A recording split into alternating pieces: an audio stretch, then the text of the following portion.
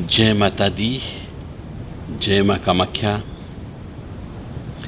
कामाख्ये वरदे देवी नीलपर्तवासिनी तम देवी जगतमाता योनि मुद्रे नमस्तुते। कामाख्ये काम संपन्ने कामेश्वरी हर प्रिय काम नाम देहि में नित्यम कामेश्वरी नमस्तुते। काम दे काम रूपस्ते सुभगे सुर सेविते करोमि दर्शन देव्यम सर कामार सिद्धयेत। ओम महेशानी महामाये चामुंडे मुंडमालिनी आयु आरोग्य ऐश्वर्य देहि में देवी परमेश्वरी। ओम जयंती मंगला काली भद्रकाली कपालिनी दुर्गा क्षमा शिवा धात्री स्वाहा सदा नमस्तुते। ओम सर्वमंगल मांगल्ये शिवे सर्वासादिके शरण्ये त्र्यंबके गौरी नारायणी नमस्तुते। देव राधा ट्रस्ट सत्यवाणी चैनल। जैसा कि आप सभी जानते हैं, आज के कलयुग के ज़माने में तंत्र विद्या बहुत हो रही है। अच्छे अच्छे बड़े घर के मनुष्य पैसा देकर के तंत्र विद्या करवा रहे हैं और गलत प्रयोग अपने परिवार के सदस्यों के ऊपर ही करते हैं। और कुछ चीज़ ये भी होती है कि उनके पिछले जन्म के कर्म भी हो सकते हैं। दोनों बातें। तो पहले तो ये देख लो कि पिछले जन्म के कर्म के अनुसार कहीं पर आपको शनि का दोष, राहु का दोष, गुरु का दोष तो नहीं है। अन्यथा यही व्यक्ति आपके ऊपर तंत्र बाधा करते हैं। एक बात आप यहाँ पे अच्छे से समझ लें कि फोन पर कोई भी तंत्र विद्या काटी नहीं जाती है। फोन पर कोई तंत्र विद्या काटी नहीं जा सकती। जैसे एक डॉक्टर होता है, उस डॉक्टर के पास जब तक मरीज नहीं जाएगा, इलाज नहीं कराएगा, ऑपरेशन नहीं कराएगा, उसकी बीमारी ठीक नहीं हो सकती। उसी प्रकार तंत्र से बाधित मनुष्य जब तक कि किसी तंत्र हटाने वाले के पास प्रत्यक्षता नहीं जाए, तब तक उसकी तंत्र बाधा ठीक नहीं हो सकती। किसी भी छलावे में न आए, किसी भी छलावे में नहीं आना है और किसी भी बरगलाने में नहीं आना है। फोन पर कभी तंत्र विद्या नहीं कटती है, इस बात का ध्यान रखें। यदि आपको सपने में शमशानी जगह नजर आती हो, सपने में जलती हुई चिता नजर आती हो, सपने में बच्चे गाड़े जाते हुए स्थान दिखता हो, और सवेरे जब उठते हैं तो ऐसा लगता है कि हमने आज रात को शमशान देखा, तो आप समझ जाओ कि आपके ऊपर कोई न कोई तंत्र बाधा लग गई है। हो सकता है किसी ने भेजा हो, या ये भी हो सकता है कि स्वतः भी लग जाती है, आपकी अपनी गलती की वजह से। तो सजग रहें, और जब भी सपना आ जाए तो तुरंत उसका इलाज करवा लीजिए। उसका प्रायश्चित कर्म आपको करना है।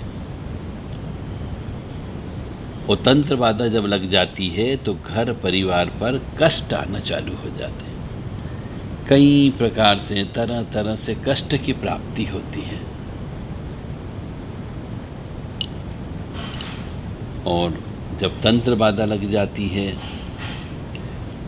तो संपत्ति का नुकसान होने लगता है।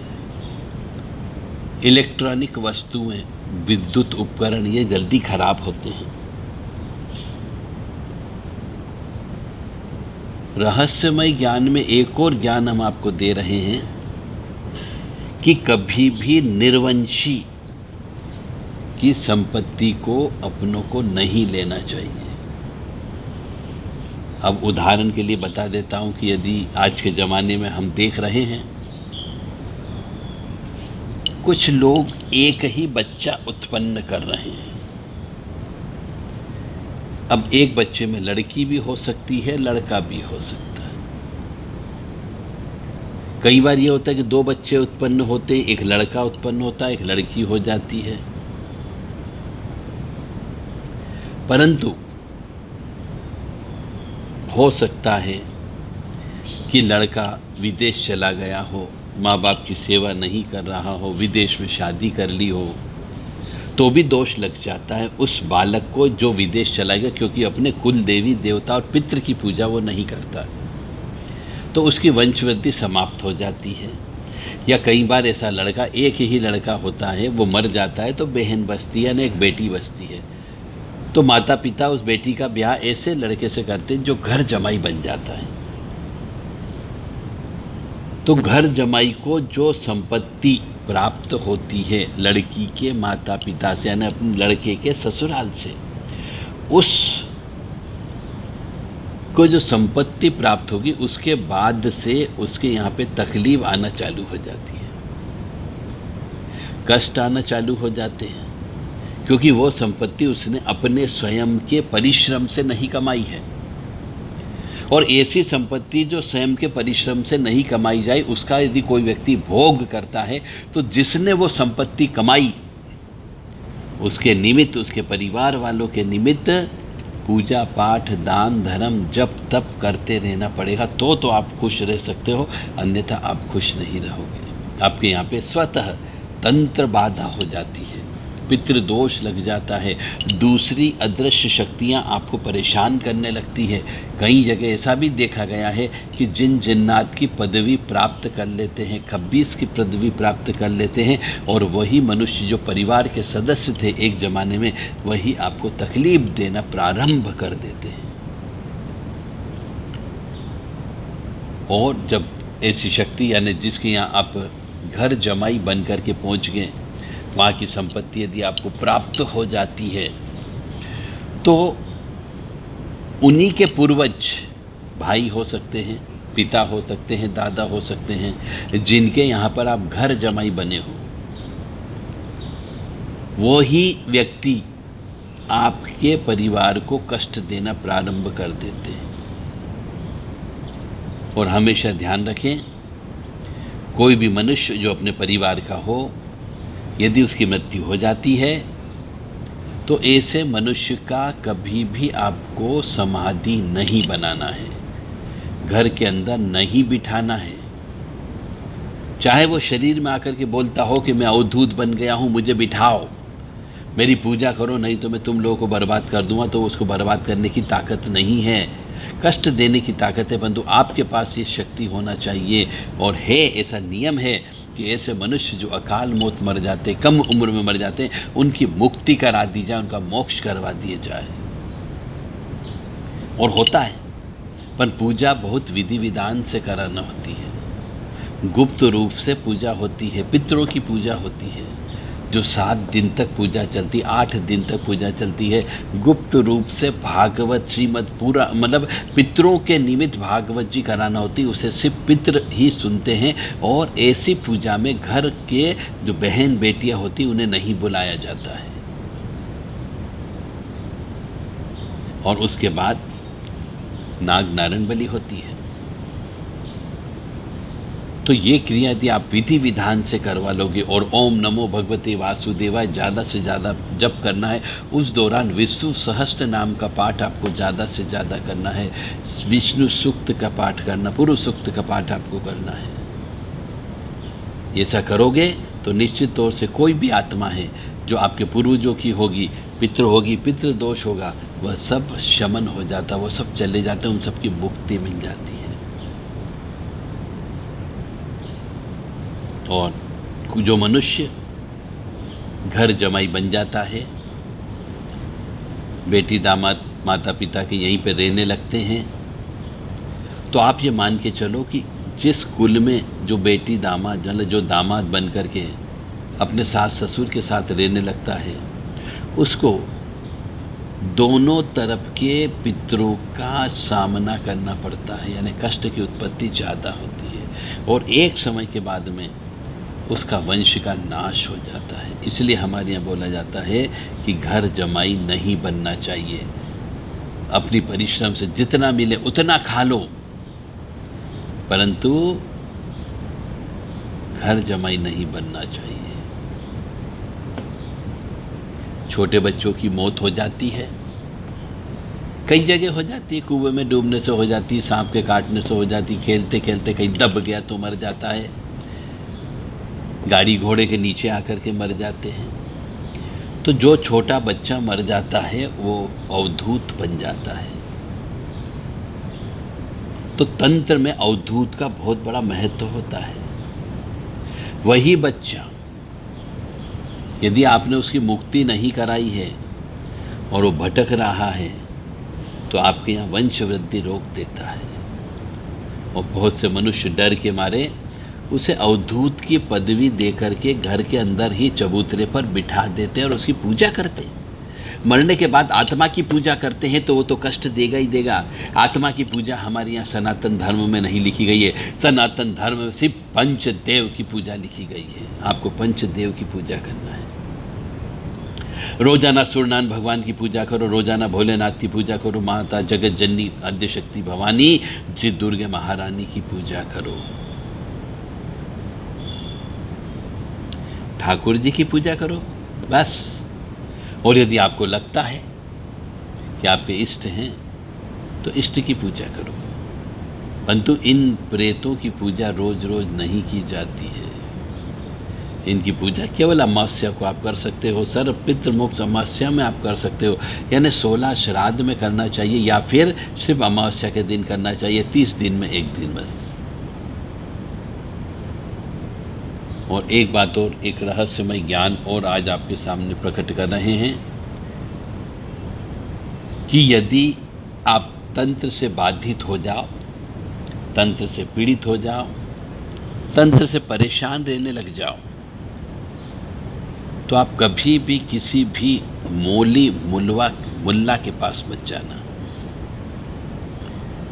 क्योंकि वो आपको और ज़्यादा उलझा देंगे। इस बात का ध्यान रखना। आपके यहाँ पे और तकलीफ़ें बढ़ा देंगे। आपके यहाँ पे हो सकता है कोई जिन्नातों का साया नहीं है तो वो और डाल सकते हैं और डालते हैं। मेरे पास जो वर्तमान में बहुत सारे केसेस आ रहे हैं उसमें ये वाली चीज़ ज़्यादा आ रही है। अब जैसे उदाहरण के लिए मैं आपको बता रहा हूँ, उदाहरण के लिए मतलब इस सत्य घटना में आपको बोल रहा हूँ कि एक मनुष्य अपनी इस बीमारी, शारीरिक बीमारी जो अलग अलग जगह हुआ करती थी, वो किसी देवी देवताओं के पास भी गया, उसका काम नहीं बना होगा उसके पाप कर्मों की वजह से। किसी तांत्रिक लोगों के पास भी गया, गुनिया लोगों के पास गया, भोपाल लोगों के पास गया, पंडा पुजारी के यहाँ गया, भगत लोगों के पास गया, परंतु वो ठीक नहीं हुआ तो वो किसी मौलवी के पास चला गया। और मौलवी के पास जाने पर मौलवी ने कहा कि मैं जैसा कहूँ वैसा करेगा तो मैं तेरे को ठीक कर दूंगा, क्योंकि मरता क्या न करता, परेशान व्यक्ति था, शारीरिक कष्ट बहुत था, मेडिकल रिपोर्ट में कुछ नहीं आता था। तो मौलवी ने उन्हें कागज के अंदर कुछ लिखा लाल कलर से और वो चीज़ दी कि तुम इसको अपने पानी की मटकी में डाल देना और फिर वो पानी तुम पियो, सभी परिवार वाले पिएंगे। पीड़ित व्यक्ति एक था पर उसने सबको पानी पिलाया। एक बार सबसे बड़ी गलती हो गई। फिर उसने कुछ भभूत दी कि पानी के मटके में डाल देना, जिसमें पानी पीते उस फिल्टर में डाल देना, सब पिएंगे, सब ठीक रहेंगे। उसने वैसा भी कर दिया। फिर उस मनुष्य ने, उस मौलवी ने बोला उसको, थोड़े दिन बाद फिर गया कि साहब असर हो रहा है, कम हो गया शारीरिक कष्ट होना। तब उसने उसको, उस मौलवी ने अपना वीर्य पिलाना चालू कर दिया और उस व्यक्ति ने उस मौलवी का वीर्य भी पिया, मिठाई के अंदर वीर्य को खाया भी, यानी उसके शरीर को अशुद्ध कर दिया। यानी एक मौलवी ने अपना शरीर का अंश उस व्यक्ति के शरीर के अंदर डाल दिया। कितना बड़ा भयंकर तंत्र उसके ऊपर हो गया, वो समझा ही नहीं। धीरे धीरे हर महीने में एक बार, कभी कभी 2 महीने में एक बार वो मौलवी बुलाने लगा उसको और अपना वीर पिलाने लगा। तो आपसे मेरा निवेदन है कि कोई भी मौलवी मुल्ला के पास मत जाइए, थोड़ा प्रयास करिए, ईश्वर से प्रार्थना करिए, आपको सही व्यक्ति मिलेगा और आप ठीक अवश्य होगे। अब दूसरा उदाहरण देता हूं, मुल्ला मौलवी वाला ही, कि किसी व्यक्ति के यहाँ पर कई वर्षों से तंत्र विद्यार्थी बहुत परेशान थे, बहुत भटक लिए, कोई उन्हें ऐसा व्यक्ति नहीं मिला कि इस चीज़ को ठीक कर सके, तंत्र बाधा को हटा सके। कभी किसी की भैंस मर जाती है, तो कभी गाय मर जाती है, तो कभी एक व्यक्ति बीमार हो जाता है, तो कभी कोई दूसरा व्यक्ति बीमार हो जाता है, कोई न कोई बीमार लगा रहता है और जानवरों की मृत्यु होने लगी। जब ऐसा बहुत ज़्यादा हुआ तो यहाँ तक माना गया, देखा गया, समझा गया कि उनने किसी मौलवी के पास चले गए और मौलवी के पास जाने से मौलवी ने उनने कहा कि तुम्हारे यहाँ पर कोई ऊपरी बाधा का साया है और उस साए को ख़त्म करने के लिए हमें सूअर की बलि देना होगी। और उसने उस सूअर की बलि दी, परंतु सूअर की बलि देने के बजाय सूअर को उन्हीं के घर में गड्ढा खोद करके गाड़ दिया गया। अब आप मान के चले, किसी हिंदू के घर में ऐसे सूअर की बलि दे करके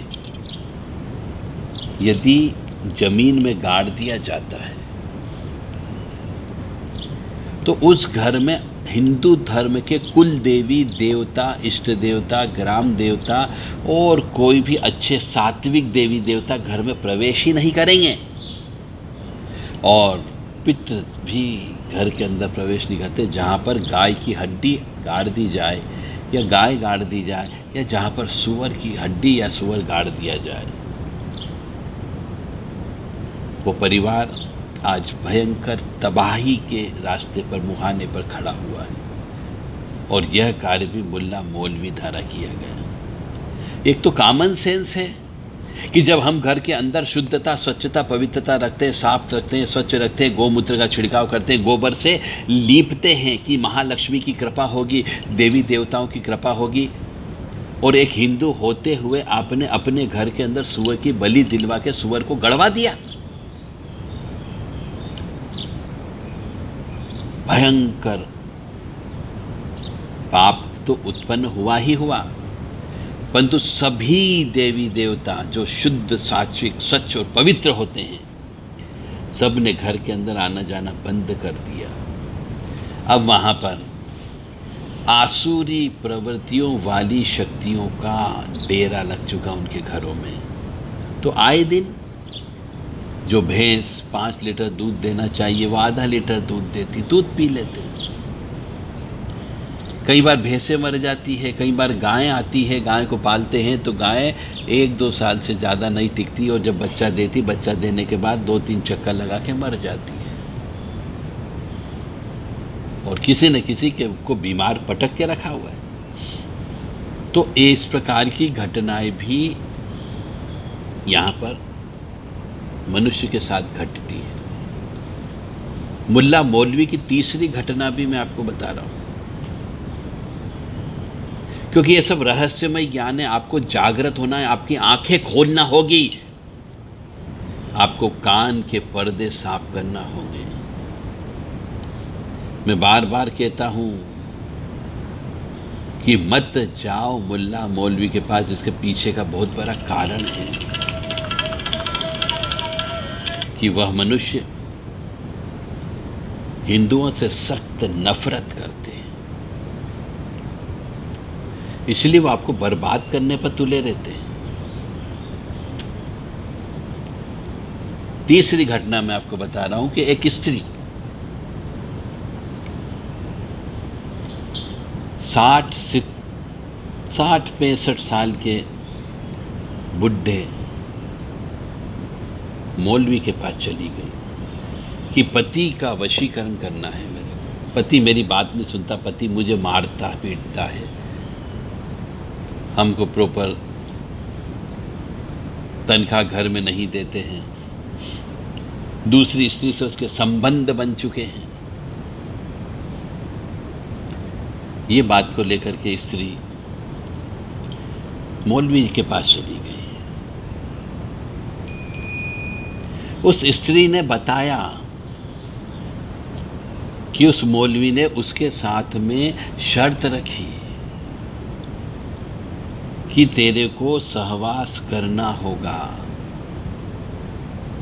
यानी उस स्त्री को भ्रष्ट करना है उसको। और वो स्त्री भ्रष्ट भी हो गई। उसने अपने पति को वश में करने के लिए दूसरी स्त्री के साथ पति के संबंध को तुड़वाने की खातिर वह उस मौलवी के साथ सोई भी, और फिर बाद में अपना वीर्य निकाल के मिठाई में डाल करके स्त्री को दिया कि ये मिठाई अपने पति को खिला देना, तेरे वश में हो जाएगा। इस तरीके से पत्नी भी भ्रष्ट हो गई और पति के द्वारा मिठाई में वो वीर्य खाने की वजह से पति भी भ्रष्ट हो गया। यानी घर परिवार में बर्बादी होना प्रारंभ हो गई। वशीकरण की इस स्थिति में इससे तो बर्बाद होती ही होती है, घर भी बर्बाद हो जाता है। और घर के अंदर बहुत सारी चीज़ें मौलवी पहुंचा देता है स्त्रियों के माध्यम से, और वो परिवार ता जिंदगी बस मज़ारों में जाना, दरगाहों पर जाना ये लगा रहता है।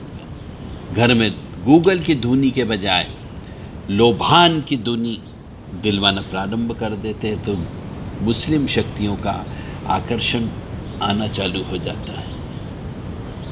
तो सभी मेरा हिंदू भाइयों से विनम्र निवेदन है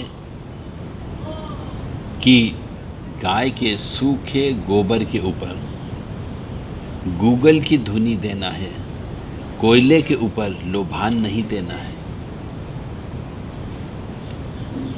गूगल की धुनी देने से कुल देवी देवता यानी सात्विक प्रवृत्ति वाले देवी देवता प्रसन्न होते हैं, और लोभान की धुनी देने से मुस्लिम शक्तियाँ यानी जिन जिन्नात खब्बीस वगैरह ये प्रसन्न होती है। इसलिए हिंदू धर्म में गूगल दिया जाता है, जो पेड़ों का रस होता है, पूर्णतः शुद्ध सात्विक होता है, जबकि लोभान को केमिकल के माध्यम से बनाया जाता है। तो मेरा आप सब लोगों से विनम्र निवेदन है कि इस प्रकार का कोई भी कृत्य न करें जिससे आपके जीवन में कष्ट की प्राप्ति हो सके, और कष्ट की प्राप्ति के साथ साथ आपको नाहक कई प्रकार की परेशानियों से आप बचा जा सकें। जय माता दी, जय माँ कामाख्या।